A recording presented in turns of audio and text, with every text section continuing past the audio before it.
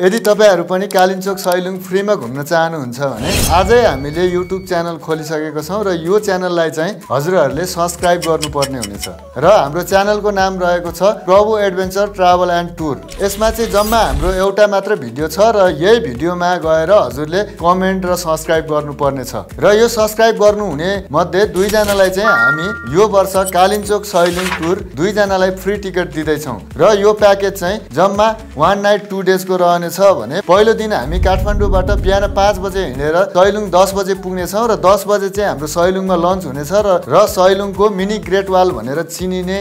Great wall र सैलुङको सयौं थुम्का घुमेर हामी डे 1 मा चाहिँ कालिन्चोक स्टे गर्न पुग्ने छौं र भोलिपल्ट हामी चाहिँ ब्रेकफास्ट भन्दा अगाडि कालिन्चोक दर्शन गरेर होटलमै आएर ब्रेकफास्ट गर्छौं र होटल चेकआउट गर्छौं। त्यसपछि हाम्रो